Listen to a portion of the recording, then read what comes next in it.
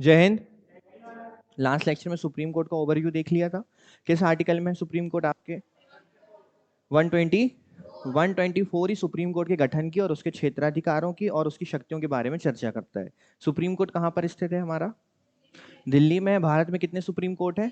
केवल एक, है ना। अगर कहीं और इसकी खंडपीठ स्थापित करना चाहे तो वो राष्ट्रपति और आपके सुप्रीम कोर्ट के चीफ जस्टिस परामर्श करके स्वीकृति के पश्चात कर सकते हैं, परंतु ये अनिवार्य नहीं है, इसलिए नहीं की गई है। केवल कहां पर है ये? आपकी दिल्ली में है। इसके अलावा हमने देखा था कि कौन बन सकता है, अर्थात पात्रता क्या होती है। तो इसमें दो आधार हमने देखे थे। सबसे पहला, कौन अधिवक्ता न्यायाधीश बन सकता है सुप्रीम कोर्ट का? जिसने कम से कम कितने 10 वर्ष वकालत की हो। कहां पर? उच्च न्यायालय में। और दूसरा, कम से कम 5 वर्ष मुख्य न्यायाधीश के पद पर वो रहे हो, एक या एक से अधिक राज्यों के भीतर। ठीक है, आपने देखा होगा हमारे मध्य प्रदेश के चीफ जस्टिस थे हाई कोर्ट के, दीपक मिश्रा जी। और वही दीपक मिश्रा जी बाद में जाकर सुप्रीम कोर्ट के क्या बनते हैं? सीजेआई, मुख्य न्यायाधीश बनते हैं, है ना। अर्थात ये दो क्राइटेरिया जो फॉलो कर सकता है, दो में से एक, वो सुप्रीम कोर्ट का न्यायाधीश बन सकता है। फिर पात्रता देखी थी हमने, देखा था कि 65 एज लिमिट तक वो न्यायाधीश रह सकते हैं, परंतु कितने वर्ष तक वो कर सकते हैं ये नहीं बताया गया कि 4 वर्ष रहेंगे, 5 वर्ष रहेंगे, 6 वर्ष रहेंगे, 2 वर्ष रहेंगे। इस प्रकार की कोई भी चर्चा नहीं की गई है। इसके अलावा हमने देखा था, और क्या देखा था हमने कल इन चीजों के अलावा? क्षेत्राधिकार। क्षेत्राधिकार तो आज बताना कि कल मैंने बता दिया था। 3 प्रकार के क्षेत्राधिकार थे: मौलिक अधिकार संबंधी, अपीलीय, और तीसरा कौन सा था? परामर्शीय क्षेत्राधिकार। ठीक है, तो ये 3 क्षेत्राधिकारों के बारे में आज हम डिटेल में चर्चा करेंगे। उससे पहले कुछ 2-3 पॉइंट्स जो बचे हुए थे, ये मुझे बताना है कि कार्यकारी न्यायाधीश क्या होते हैं, तदर्थ अर्थात एडहॉक, एडहॉक सुना होगा आपने, ये एडहॉक न्यायाधीश क्या होते हैं, और रिटायर्ड जो सेवानिवृत्त हैं वो न्यायाधीश क्या होते हैं। कभी कभी आवश्यकता पड़ने पर सेवानिवृत्त न्यायाधीशों को पुनः ही सुप्रीम कोर्ट बुलाता है किसी ना किसी कारण या वजह के हेतु। ठीक है, तो इन चीजों पे आज हम देखते हैं। सबसे पहले वेतन भत्तों पे बात कर लेते हैं। तो उच्चतम न्यायालय के न्यायाधीशों के वेतन भत्ते, विशेष अधिकार, अवकाश और पेंशन समय समय पर किसके द्वारा निर्धारित किए जाते हैं? तो हमें सिर्फ ये पता होना चाहिए कि वेतन भत्ते और सेवा शर्तें निर्धारित कौन करता है? संसद करती है। और जब भी मैं संसद बोलता हूं तो संसद का अर्थ क्या होता है? लोकसभा राज्यसभा दोनों ही। और राष्ट्रपति, तो संसद कभी भी राष्ट्रपति के बिना पूर्ण हो नहीं सकती। वित्तीय आपातकाल, वित्तीय आपातकाल के अतिरिक्त नियुक्ति के बाद इनके वेतन भत्तों में कभी भी कटौती नहीं की जा सकती। आपको जो मिल रहा है अलाउंस वो हमेशा मिलेगा, उससे बढ़ जाएगा पर कम कभी भी नहीं होगा, केवल एक स्थिति को छोड़कर। क्या? आर्टिकल नंबर 360 क्या है हमारा? वित्तीय, फाइनेंशियल इमरजेंसी, जो कि भारत में कभी आज तक लगाई नहीं गई है और ना ही कभी लगाई जाएगी। वर्ष 2021 में उच्च न्यायालय और सर्वोच्च न्यायालय के न्यायाधीश संशोधन विधेयक 2021 लोकसभा में पेश किया गया था, बस ये आप याद रखिएगा। कार्यकारी प्रमुख न्यायाधीश, कार्यकारी मतलब समझते हैं आप लोग? कार्यकारी क्या होता है? क्या होता है कार्यकारी? कार्यकारी राष्ट्रपति भारत के कार्यवाहक। अब क्लियर है कार्यवाहक? अब बता दो कार्यवाहक क्या होता है? कार्यवाहक जो किसी निश्चित अवधि के लिए, अनिश्चित अवधि के लिए क्या किया जाते हैं? नियुक्त किए जाते हैं किसी दूसरे के स्थान पर। अब मान लीजिए कई बार ऐसा होता है कि अध्यक्ष मौजूद नहीं है, हम किसी आयोग की बात करते हैं। यदि अध्यक्ष मौजूद नहीं है तो अब मीटिंग तो होना है, और मीटिंग में एक चेयरमैन बैठाना जरूरी है। तो अध्यक्ष के स्थान पर किसी सदस्य को ही कार्यकारी अध्यक्ष बना दिया जाता है कि अध्यक्ष जब तक नहीं है तो आप अध्यक्ष के रूप में क्या करेंगे? कार्य करेंगे, और अध्यक्ष जब आ जाएंगे तब आप उस पद से फिर हट जाएंगे। ऐसा हमने देखा होगा जब हमारी स्टेट में गवर्नर्स की नियुक्ति होती है, तो जब गवर्नर पूर्ण रूप से नियुक्त नहीं की जाती तब तक कार्यवाहक गवर्नर्स हमारे स्टेट में राज्यपाल के रूप में कार्य करते हैं। अच्छा, राष्ट्रपति भारत के कार्यवाहक मुख्य न्यायाधीश के रूप में सर्वोच्च न्यायालय के किसी भी न्यायाधीश को नियुक्त कर सकता है। तब कब कर सकता है? जब मुख्य न्यायाधीश का पद रिक्त हो, अस्थायी रूप से मुख्य न्यायाधीश अनुपस्थित हो, मुख्य न्यायाधीश अपने दायित्वों का निर्वहन करने में असमर्थ हो। ऐसी 3 स्थितियों में सुप्रीम कोर्ट के किसी न्यायाधीश को कार्यवाहक मुख्य न्यायाधीश बनाया जा सकता है। ठीक है, इन 3 स्थितियों में या तो पद खाली है, या तो वह अनुपस्थित है, या वो अपने कर्तव्य का निर्वहन करने के लिए असक्षम है, इन 3 स्थितियों में। इसके बाद आते हैं आपके तदर्थ न्यायाधीश, एडहॉक जजेस। देखो ये क्या होता है। जब सर्वोच्च न्यायालय के किसी भी सत्र को आयोजित करने या जारी रखने के लिए स्थायी न्यायाधीशों के कोरम गढ़पूर्ति की क्या होती है? अब यहां भी कोरम, क्योंकि यहां पर क्या किया जा रहा है? सत्र का आयोजन। तो भारत के मुख्य न्यायाधीश एक अस्थाई अवधि मतलब जो सत्र तक रहेगा, जब तक न्यायाधीश चाहेंगे, और उसके बाद वो पद फिर से क्या हो जाएगा? खाली हो जाएगा। एक अस्थायी अवधि के लिए सर्वोच्च न्यायालय के तदर्थ न्यायाधीश के रूप में अब यहां ध्यान से देखिएगा, किसी उच्च न्यायालय के न्यायाधीश को नियुक्त कर सकता है। अब मान के चलिए सर्वोच्च न्यायालय का कोई सत्र का आयोजन किया जाना है, परंतु उसमें गढ़पूर्ति की कमी हो रही। गढ़पूर्ति अर्थात उतने सदस्य नहीं हो पा रहे जितने उस सत्र को आरंभ करने के लिए अनिवार्य है। तो ऐसी स्थिति में सुप्रीम कोर्ट के जो मुख्य न्यायाधीश हैं वो किसी उच्च न्यायालय के न्यायाधीश को उस समय कहां बिठा सकते हैं? उस सत्र में जो गणपूर्ति करना है, तो उसके मान लीजिए 2 सदस्य कम पड़ रहे हैं, तो उन्होंने क्या किया? 2 उच्च न्यायालय के न्यायाधीशों को वहां बैठा के गणपूर्ति कर दी। जैसे एग्जाम्पल के तौर पर मान के चलिए कि सत्र होना है और 10 न्यायाधीश अनिवार्य हैं, परंतु केवल 9 आए हुए हैं। गणपूर्ति नहीं हो पा रही है, और जब तक गणपूर्ति नहीं होगी, कोरम पूरा नहीं होगा, तब तक जो अधिवेशन है या जो सत्र है वो प्रारंभ। हमने ये चीज लोकसभा में भी देखी है और हमने ये चीज राज्यसभा में भी देखी है कि दोनों में 1/10 1/10 की कोरम चलती है। जब तक 1/10 मेंबर्स उपस्थित नहीं होंगे सदन में, तब तक कार्यवाही शुरू नहीं की जा सकती। तो मान के चलिए, तो मुख्य न्यायाधीश उस समय क्या करेंगे? किसी हाई कोर्ट के एक न्यायाधीश को उठाकर कहां कर देंगे? एक सीमित समय के लिए, ठीक है, कि बस आप इतने ही समय के लिए यहां रहोगे, उस सीमित समय के लिए यहां बैठा के उस सत्र की कार्यवाही को क्या कर सकते हैं? आरंभ कर सकते हैं। वह संबंधित उच्च न्यायालय के मुख्य न्यायाधीश के साथ परामर्श और राष्ट्रपति की पूर्ण सहमति के बाद ही ऐसा कर सकते हैं। पहली चीज, अगर आपको किसी उच्च न्यायालय के व्यक्ति को बैठाना है, तो सबसे पहली कंडीशन नंबर 1, आपको उस उच्च न्यायालय के मुख्य न्यायाधीश से क्या करना पड़ेगा? परामर्श लेना होगा। और दूसरा, आपको राष्ट्रपति की पूर्ण क्या लेनी होगी? सहमति। तो ये 2 क्राइटेरिया पूरा करने के बाद ही आप किसी भी हाई कोर्ट के जज को उठाकर गणपूर्ति कर सकते हैं। जिस न्यायाधीश को नियुक्त किया जाता है उसे सर्वोच्च न्यायालय के न्यायाधीश के रूप में नियुक्ति के योग्य होना चाहिए। ऐसा नहीं कि किसी को भी उठा लिया, वो एलिजिबल भी होना चाहिए कि क्या वो वाकई में उस क्राइटेरिया को फिलअप कर रहे हैं जो सुप्रीम कोर्ट का जज बनने के लिए अनिवार्य है। तदर्थ न्यायाधीश का यह दायित्व है कि वह अपने अन्य दायित्वों की तुलना में सर्वोच्च न्यायालय की बैठकों में भाग लेने को अधिक क्या दे? वरीयता या अधिक महत्व दे। मतलब वो न्यायाधीश अपने बाकी कामों को छोड़कर इंपॉर्टेंस किसको दे? प्रायोरिटी किसको दे? जो सत्र हो रहा है, जो बैठक हो रही है, उसको क्या दे? प्रायोरिटी दे। ऐसा करते समय उसे सर्वोच्च न्यायालय के न्यायाधीशों के सभी अधिकार क्षेत्र, शक्तियां और विशेष अधिकार प्राप्त होते हैं। तो फिर से हम रुकते हैं थोड़ा सा। आपके कार्यकारी न्यायाधीश क्या होते हैं? कार्यकारी न्यायाधीश या कार्यवाहक न्यायाधीश आपके क्या होते हैं? बताइए। जब अनिश्चित काल या किसी वजह से आपके मुख्य न्यायाधीश एब्सेंट हैं या अनुपस्थित हैं या उस कर्तव्य को या दायित्व को निभाने के लिए असमर्थ हैं, तो ऐसी स्थिति में आप किसी अन्य को क्या कर सकते हैं? कार्यवाहक न्यायाधीश के रूप में नियुक्त कर सकते हैं। कौन करता है?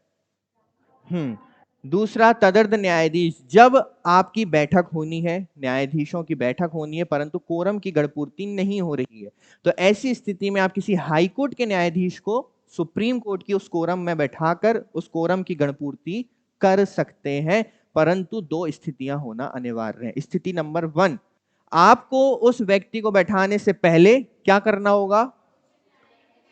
उस उच्च न्यायालय के मुख्य न्यायाधीश से परामर्श लेना होगा। और दूसरा, आपको राष्ट्रपति की सहमति लेनी होगी। इसके बाद आप उस मेंबर को उठाकर यहां बैठा सकते हैं। और ये जो मेंबर यहां बैठे हुए हैं अब आकर, इन्हें सारी की सारी शक्तियां और विशेष अधिकार प्राप्त होंगे। किसके?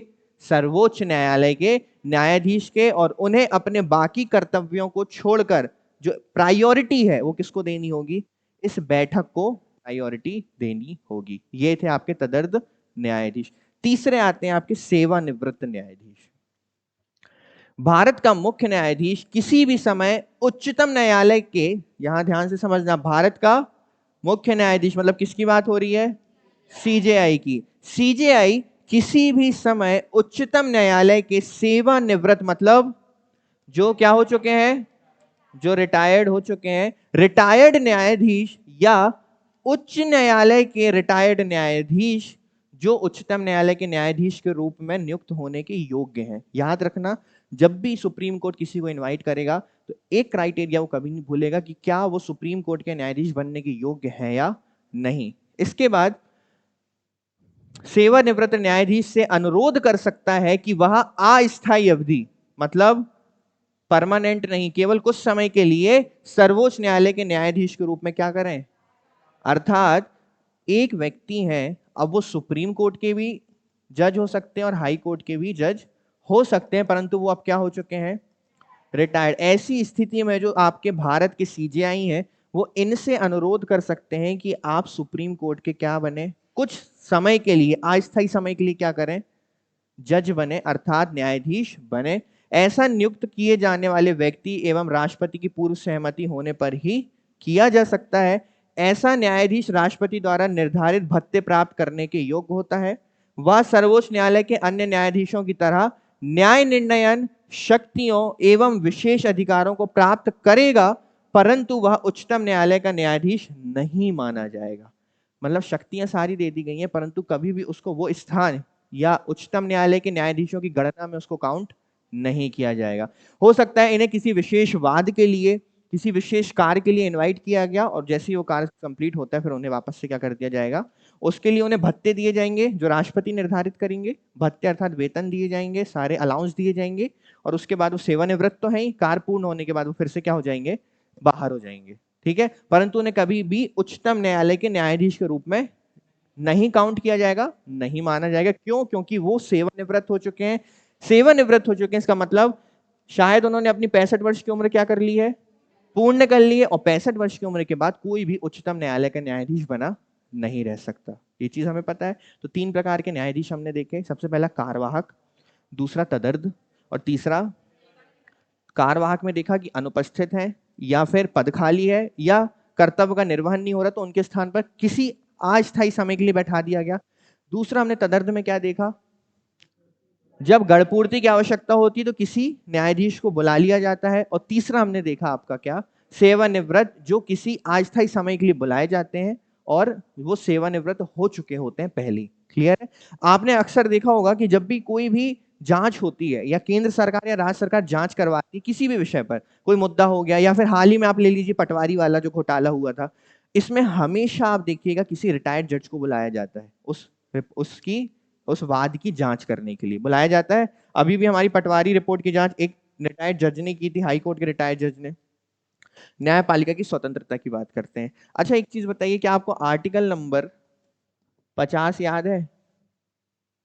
आर्टिकल नंबर 50 क्या है? कार्यपालिका और न्यायपालिका के बीच शक्तियों का पृथक्करण, कि कार्यपालिका की शक्तियां अलग हैं, न्यायपालिका की शक्तियां अलग हैं। कभी भी कार्यपालिका की शक्तियों पर न्यायपालिका हस्तक्षेप नहीं कर सकता और कभी भी न्यायपालिका की शक्तियों पर कार्यपालिका हस्तक्षेप नहीं कर सकते। ये तो हमें पता है। आर्टिकल नंबर 50 डीपीएसपी अच्छे से याद है, राज्य की नीति निर्देशक तत्वों में। अब देखना, न्यायपालिका की स्वतंत्रता सुनिश्चित करने के लिए संविधान में बहुत से प्रावधान है। पहला, कार्यकाल की सुरक्षा। सुप्रीम कोर्ट के न्यायाधीशों को कार्यकाल की सुरक्षा दी जाती है, अर्थात ना तो ये 4 वर्ष के लिए बनते हैं, ना 5 वर्ष, ना 6 वर्ष, ना 7 वर्ष, ना ही कितने ही वर्ष। ये कितने वर्ष के लिए बनते हैं? अपनी आयु वर्ष के लिए बनते हैं। कब तक? 65 वर्ष की उम्र तक ये रह सकते हैं, जब तक ये इस्तीफा ना देना चाहे या इनका मन नहीं है, जब तक ये थक ना जाए जज रहते हुए। सुप्रीम कोर्ट के न्यायाधीशों को कार्यकाल की सुरक्षा दी जाती है। एक बार नियुक्त होने के बाद वे 65 वर्ष की आयु तक अपने पद पर बने रह सकते हैं। हो सकता है कि ये 60 वर्ष की उम्र में बन गए तो कितने वर्ष रह लिया ये? अच्छा 60 से 65 6 वर्ष नहीं हो गया? नहीं हो गया? मेरी मैथ गलत है कि तुम लोगों की बहुत अच्छी है। उन्हें केवल सिद्ध कदाचार और अक्षमता के आधार पर राष्ट्रपति के आदेश द्वारा हटाया जा सकता है। इसके लिए आर्टिकल 368 के अनुसार कौन सा बहुमत लगता है? हमें पता है कि संसद की स्वीकृति चाहिए न्यायाधीशों को हटाने के लिए। बहुमत चाहिए कौन सा? 2/3। और इसके बाद किसकी सहमति चाहिए? राष्ट्रपति की, जिससे हम सरल भाषा में महाभियोग जैसा शब्द भी दे सकते हैं। ठीक है। वेतन और भत्ते, सुप्रीम कोर्ट के न्यायाधीशों को अच्छे वेतन और भत्ते मिलते हैं और वित्तीय आपातकाल के समय उनमें कमी नहीं की जा सकती। इनकी जो सैलरी है आप बोल सकते हैं वो कहाँ से दिए जाते हैं? संचित निधि आर्टिकल नंबर 2661, मेरे साथ साथ बोलो, है ना। आर्टिकल नंबर 2661 आपकी संचित निधि से संबंधित है। न्यायपालिका को कार्यपालिका से क्या किया गया है? अलग। राज्य के नीति निदेशक सिद्धांत में कहा गया है कि राज्य को राज्य की सार्वजनिक सेवाओं में न्यायपालिका को कार्यपालिका से अलग करने के लिए कदम उठाना पड़ेगा। आर्टिकल 50 के अनुसार कार्यकारी नियंत्रण से मुक्त एक अलग न्यायिक सेवा, और हम सभी जानते हैं कि आपकी न्यायपालिका कार्यकारी से एकदम क्या है? अलग है। आपके मुख्यमंत्री, आपके प्रधानमंत्री किसी भी प्रकार से आपकी कार्यपालिका पर हस्तक्षेप नहीं कर सकते हैं। आर्टिकल नंबर 129 के अनुसार सुप्रीम कोर्ट के पास अपनी अवमानना के लिए किसी भी व्यक्ति को दंडित करने का क्या है? हमने कल ही इस पर चर्चा की थी कि सुप्रीम कोर्ट के अगेंस्ट अगर किसी ने कुछ बोला तो सुप्रीम कोर्ट के पास ये अधिकार है कि वो किसी को भी क्या कर सकता है? दंडित कर सकता है, क्योंकि सुप्रीम कोर्ट खुद ही कानून है। सुप्रीम कोर्ट अपने आप में क्या है?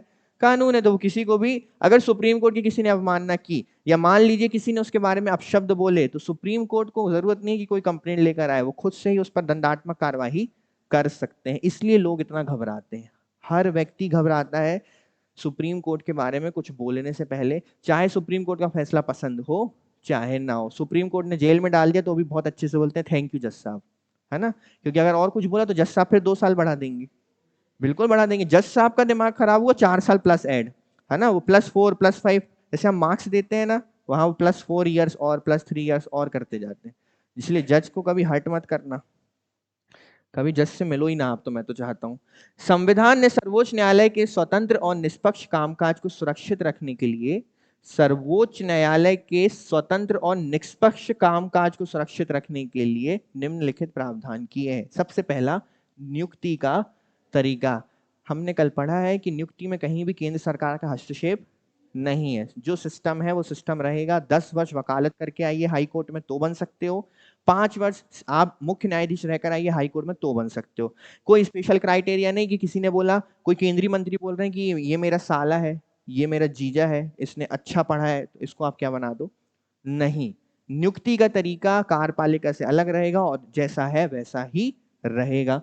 कार्यकाल की सुरक्षा, अभी हमने इस पर चर्चा की, 65 वर्ष की उम्र तक वो क्या रह सकते हैं? न्यायाधीश। निश्चित सेवा शर्तें, सेवा शर्तों में बदलाव नहीं किए जाएंगे। संचित निधि से व्यय, न्यायाधीशों के आचरण पर बहस नहीं हो सकती। ये चीज तो बहुत अच्छी चीज है, तभी आपने देखा होगा न्यायाधीश कभी भी, मान लीजिए माननीय न्यायाधीश की उनकी वाइफ से लड़ाई हो गई, ठीक है, न्यायाधीश का दिमाग थोड़ा सा ठीक नहीं है और पूरा गुस्सा सामने किसी पर निकल रहा है कि फांसी, है ना, कि तू जा, ठीक है। भारत में सबसे मुश्किल है फांसी मिलना, याद रखना। आप आजादी से आज तक उठा लीजिए, आपको गिनती के 200 केस भी नहीं मिलेंगे फांसी के भारत में, ठीक है, बहुत कम होती हैं। तो हमने न्यायाधीशों को अक्सर ही सुना होगा एकदम खराब टोन में बात करते हुए, कभी कभी चिड़चिड़े टोन में बात करते हुए, तो वो यही चीज बोली जाती है कि न्यायाधीशों के आचरण पर कभी क्या नहीं हो सकती, बहस नहीं हो सकती। न्यायाधीश आपसे बहस कर सकते हैं, आप न्यायाधीश से बहस नहीं कर सकते, ठीक है। अब न्यायाधीश का मन नहीं है, आपकी आवाज उनको पसंद नहीं आ रही है, मत बोलो, उनका और दिमाग खराब हो रहा है, वही +1 +2 +3 होता चला जाएगा।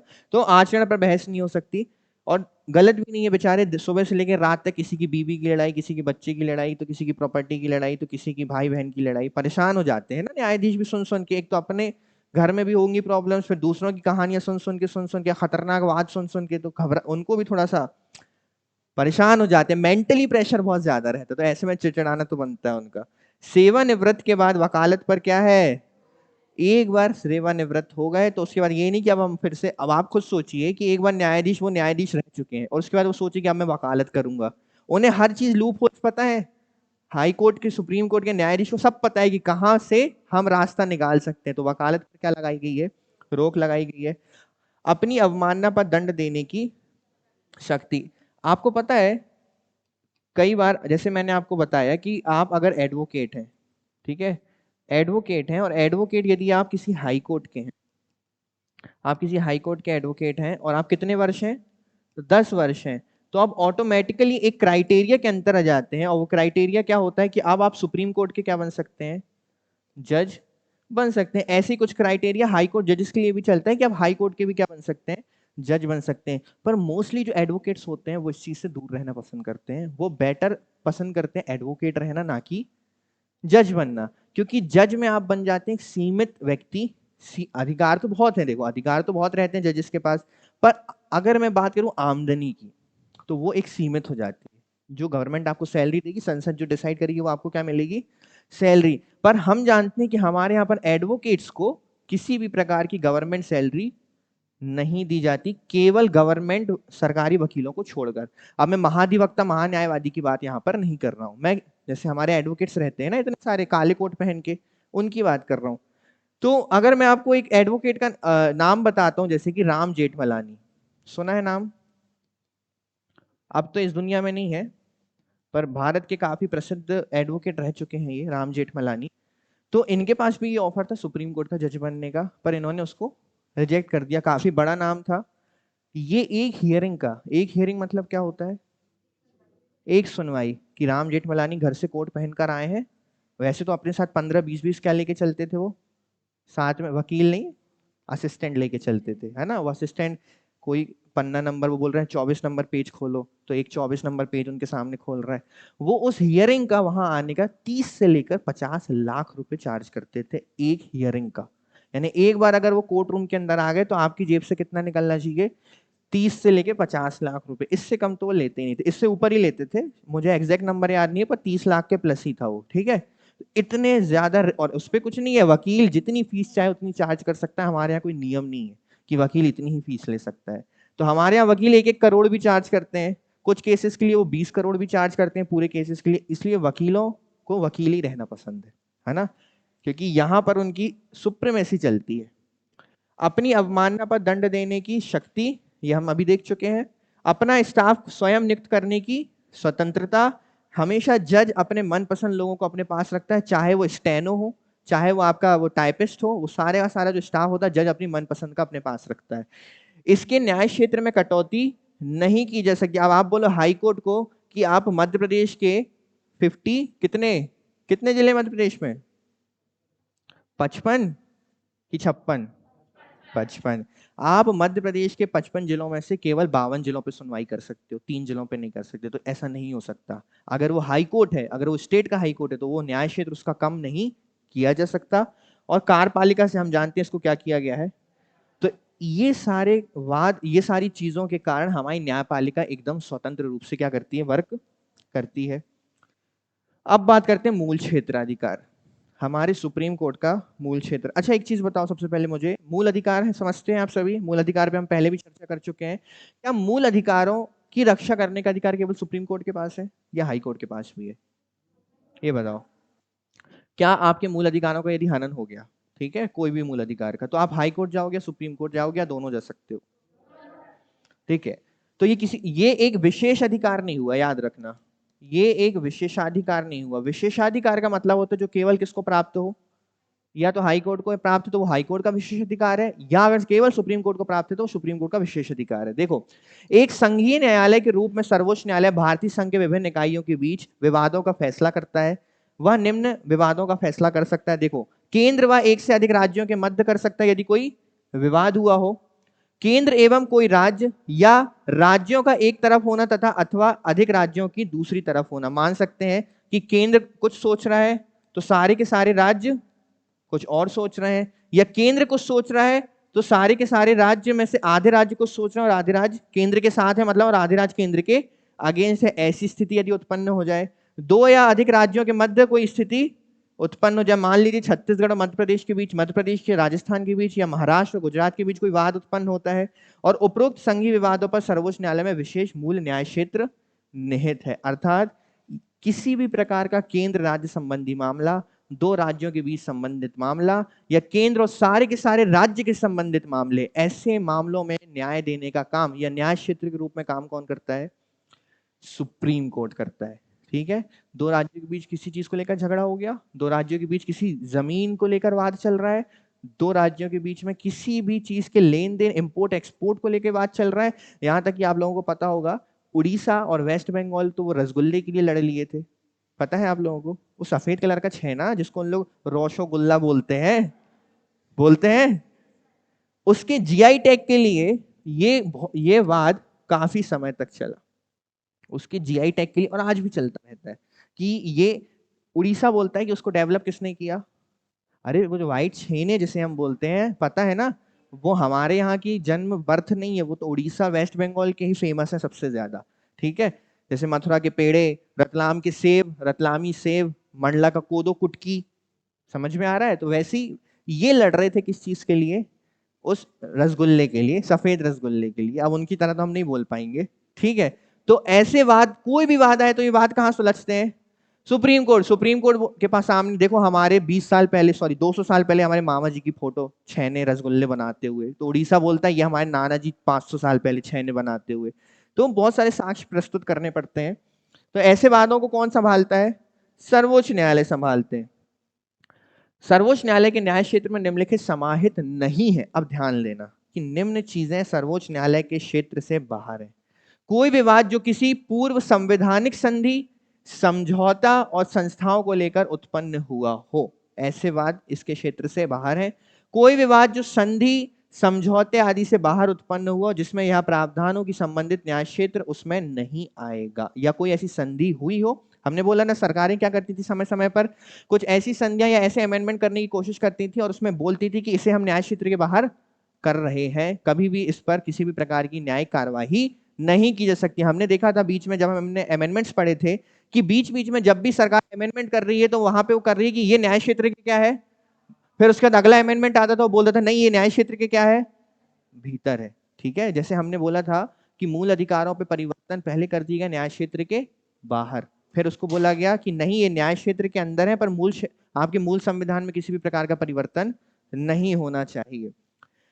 अंतरराज्यीय जल विवाद, दो राज्यों के बीच जो जल विवाद है, ये सुप्रीम कोर्ट के न्याय क्षेत्र से बाहर है।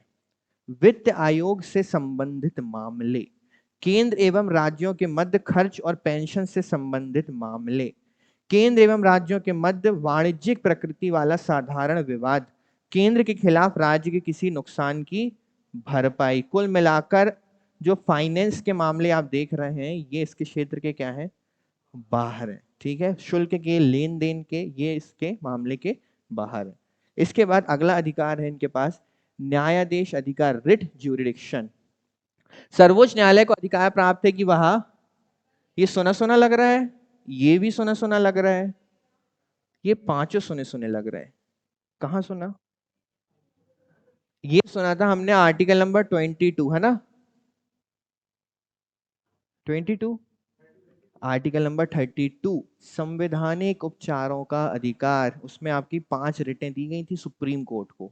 ठीक है, इन 5 रिटों आदि पर न्यायाधीश जारी कर विक्षिप्त नागरिकों के मूल अधिकारों की क्या कर सकता है, रक्षा कर सकता है। इससे संबंधित सर्वोच्च न्यायालय का मूल अधिकार क्षेत्र इस अर्थ में है कि एक पीड़ित नागरिक सीधे सर्वोच्च न्यायालय में जा सकता है, जरूरी नहीं कि यह कार्य याचिका के माध्यम से ही किया गया हो। अब याचिका क्या होता है, याचिकाकर्ता। अब देखो, दो तरह से सुप्रीम कोर्ट जाया जा सकता है यदि अधिकारों का हनन हो, या तो मैं स्वयं कहां चले जाऊं, सुप्रीम कोर्ट चले जाऊं, और ऑप्शन नंबर 2 कि मेरे साथ जो मेरे अधिकारों का उल्लंघन, हनन हुआ है, उसकी याचिका कोई अन्य व्यक्ति लगा दे। तो दोनों ही कार्य हो सकते हैं। हालांकि सर्वोच्च न्यायालय का न्यायाधीश अधिकार क्षेत्र पर विशेष अधिकार नहीं है।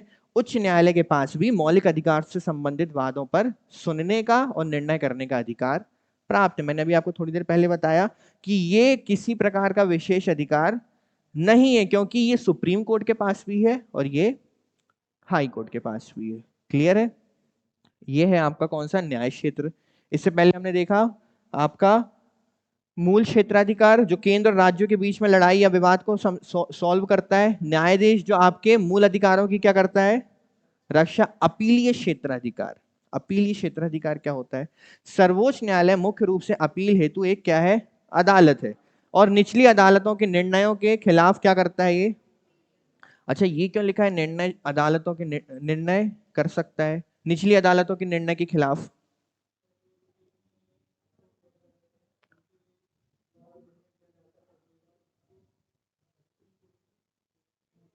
देखो, मान के चलते हैं मेरे ऊपर कोई बात चल रहा है, ठीक है, कहां पर, सत्र न्यायालय में, अधीनस्थ न्यायालय या जिला सत्र न्यायालय, और वो जो फैसला है वो मेरे अगेंस्ट, मेरे विरोध में लाया गया, तो मेरे पास ऑप्शन नंबर 2 अब क्या बचा? अब मैं कहां जा सकता हूं? High court. मैं कहां जा सकता हूं? High court. मैं हाई कोर्ट क्या, हाई कोर्ट ने भी बोला कि मेरे विरोध में, उन्होंने भी मेरे अगेंस्ट में फैसला सुना दिया। तो अब मेरे पास अगला ऑप्शन क्या है? Supreme court. तो सुप्रीम कोर्ट यदि चाहे, मुझे नीचे के 2 कोर्ट ने क्या बोला है, मेरे विरोध में दिया है, पर सुप्रीम कोर्ट अगर जांच में पाते हैं कि मेरा जो मैं हूं वो सही हूं, तो सुप्रीम कोर्ट उस स्थिति में क्या कर सकते हैं? उस निर्णय को बदल सकते हैं, परिवर्तित कर सकते हैं। अर्थात मैं निचली अदालतों के निर्णयों के खिलाफ अपील कहां कर सकता हूं? सुप्रीम कोर्ट में कर सकता हूं। अब सुप्रीम कोर्ट चाहे तो मेरे विरोध में भी दे सकते हैं और चाहे तो मेरे सपोर्ट में भी दे सकते हैं। अब इसमें कौन कौन से विषयों से संबंधित अपील होती है? देखो, सबसे पहली अपील संवैधानिक मामलों से संबंधित, जो कि आपके कॉन्स्टिट्यूशनल मामले हैं। फिर दीवानी मामले अर्थात सिविल केसेस। सिविल केसेस मतलब आपने सुना होगा कि प्रॉपर्टी को लेकर लड़ाई चल रही है, किसी जमीन को लेकर विवाद चल रहा है, ऐसी स्थिति को क्या बोला जाता है? बोलते हैं भाई भाई में प्रॉपर्टी को लेकर लड़ाई हो जाती है तो वो कहां चले जाते हैं? कोर्ट चले जाते हैं। किसी संपत्ति को लेकर, या आपने वसीयत सुना होगा, किसी वसीयत को लेकर विवाद होता है कि लोग बोल देते हैं कि हमारे दादाजी तो उस समय सो रहे थे तो उनका अंगूठा लगवा लिया, उनको पता ही नहीं चला कब उनने अंगूठा लगा दिया। ठीक है, अंगूठा बहुत खतरनाक चीज है। ठीक है, पता चले दादाजी ऑफ हो गए और अंगूठा लग गया, दादाजी को पता नहीं चला कि मेरी प्रॉपर्टी मैंने किसके नाम कर दी। ये चीजें भी होती हैं। तो ऐसी स्थिति में हम उसके अगेंस्ट केस कर सकते हैं कि हमारे दादाजी की मर्जी के बिना या जबरदस्ती या उन्हें प्रताड़ित करके या उन्हें मजबूर करके उनसे क्या करवाया गया? ये हस्ताक्षर करवाए गए। तो ये एक प्रकार का दीवानी मामला है, इसकी सुनवाई भी सुप्रीम कोर्ट। आपराधिक मामले, क्रिमिनल केसेस, अब इसके बारे में क्या ही चर्चा करना। हत्या, किडनैपिंग, बलात्कार, और क्या होते हैं, और क्या हो सकते हैं? या आपने अभी हाल ही में सुना हो कि 2 बच्चों को अभी जो गर्दन काट दी गई, तो वो भी किस मामले में आएगा? आपका आपराधिक मामलों में आएगा। क्लियर है? विशेष अनुमति द्वारा अपील, किसी विशेष मामले पर भी सुनवाई सुप्रीम कोर्ट कर सकता है, पर उसकी अनुमति सुप्रीम कोर्ट से लेना, या सुप्रीम कोर्ट जब तक उसे अनुमति नहीं देगा तब तक वो मामला सुप्रीम कोर्ट में नहीं चल सकता। तो सिविल मामले चल सकते हैं, संवैधानिक मामले चल सकते हैं, और आपके आपराधिक मामले चल सकते हैं। ठीक है, इसके बाद सलाहकार। किसके सलाहकार है सुप्रीम कोर्ट?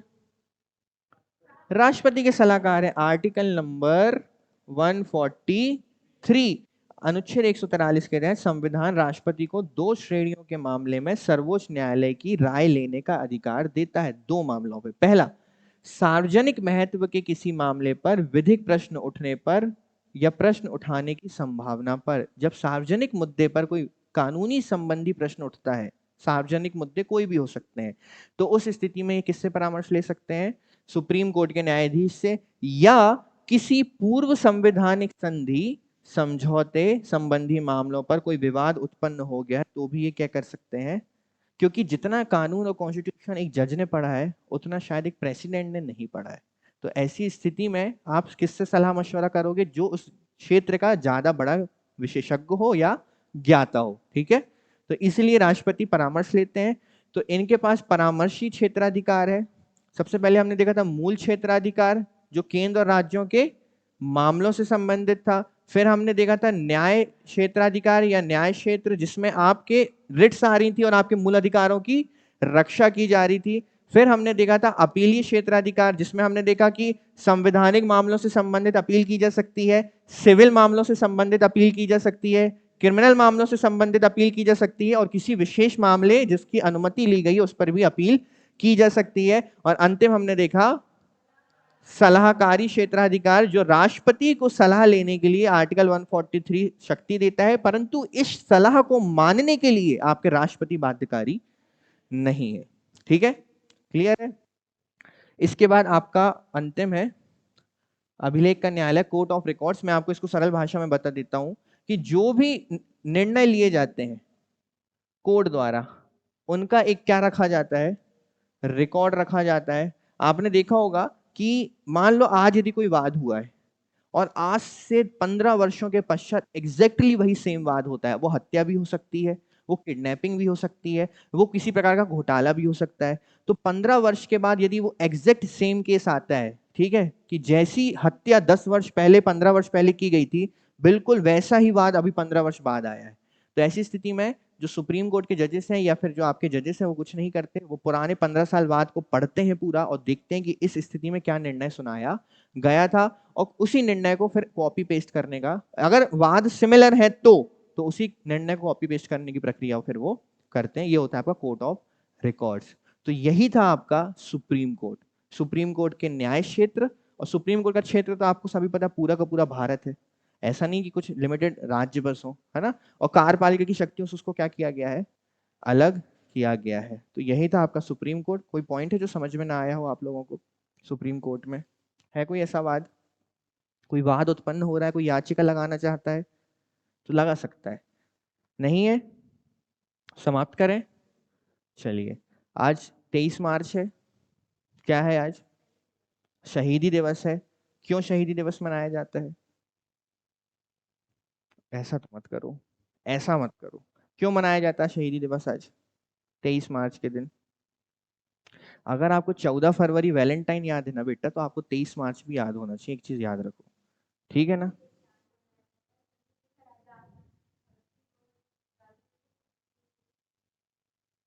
बैठिए। राजगुरु सुखदेव और भगत सिंह जी को आज क्या दी गई थी? फांसी दी गई थी आज के दिन, ठीक है। पूरे देश में आजादी की लौह पूरे युवाओं में जगाने का सबसे बड़ा श्रेय किसको दिया जाता है? इन क्रांतिकारियों को दिया जाता है। इन्होंने जो देश के लिए किया है, एक गर्म दल के व्यक्ति होते हुए, वो शायद मैं नहीं मानता किसी अन्य क्रांतिकारी ने इस प्रकार से किया है। अन्य क्रांतिकारियों ने भी अपनी भूमिका निभाई है, पर जितनी कम उम्र में स्वराज की आग इनके भीतर जागी, उतनी कम उम्र में तो शायद आज आप दूसरे कामों में ध्यान देते हैं, या शायद आपको यही नहीं पता होता कि हमें कॉलेज में एक्चुअल में ग्रेजुएशन करना किस सब्जेक्ट से। क्लियर बोल रहा हूं? पर उस उम्र में उन्होंने अपने देश के लिए स्वयं को क्या कर दिया? बलिदान कर दिया। आज के समय में आपका देश आपसे क्या मांगता है? बलिदान नहीं मांगता, पर वह वो सोच मांगता है। वो सोच जो उनके भीतर थी, वही सोच आपके भीतर होनी चाहिए। हम तो स्वतंत्र हो गए हैं उनकी कृपा से, उनके किए गए कृत्यों से, उनके किए गए बलिदानों से हम स्वतंत्र हो चुके हैं। पर उन स्वतंत्र देश को एक विकासशील देश या एक विकसित देश बनाने का काम आज भी आप लोगों के हाथों में है। तो सोच वही रखनी पड़ेगी, नजरिया वही रखना पड़ेगा देश के प्रति, और दुश्मनों के प्रति भी देश के जो दुश्मन है वही नजरिया रखना पड़ेगा। कोई आपको फांसी नहीं दे रहा है। भगत सिंह, राजगुरु, सुखदेव जी की फांसी को रोका जा सकता था, ये मुद्दा वैसे ही गर्म है, इस पर हम चर्चा नहीं करेंगे। वो देश का एक बहुत बड़ी हानि थी, और देश के लिए आप बोल सकते हैं बदकिस्मती थी कि उस दिन उनकी फांसी को नहीं रोका जा सका। वरना 1947 की जगह मैं आज आपसे 10, 20 या 25 वर्ष पहले की बात कर रहा होता, जब हम आजाद हो चुके होते, ठीक है। क्योंकि अंग्रेजों को दौड़ाकर किसी के मारने में कुवत थी तो वो भगत सिंह जैसे क्रांतिकारी थे, ठीक है। जो संसद में बीच में बम पटक सकते थे ना, वो कोई आम व्यक्ति नहीं हो सकते, ठीक है। जो जेल में रहकर पूरे देश में अपना संदेश फैला दे, वो कोई आम व्यक्ति नहीं हो सकते, ठीक है। तो ऐसे व्यक्तियों का जन्म, ऐसे व्यक्तियों की बलिदान की दिनांक, शहीदी दिवस कभी नहीं भूलना। त्योहार भूल जाओ, आप अपना जन्मदिन भूल जाओ, इन लोगों के बारे में कभी मत भूलना। ये देश के वास्तविक क्रांतिकारी हैं, ये देश के वास्तविक निर्माता हैं। हमारी उम्र में भगत सिंह हमारी उम्र से पहले देश के लिए फांसी पर लटक चुके थे, ठीक है, शहीद हो चुके थे। क्लियर है? अच्छे से क्लियर है? तो एक बार उन्हीं तीनों क्रांतिकारियों के नाम पर सभी जय हिंद बोलेंगे अच्छे से जोश के साथ, ठीक है। जय हिंद, जय हिंद। चलिए।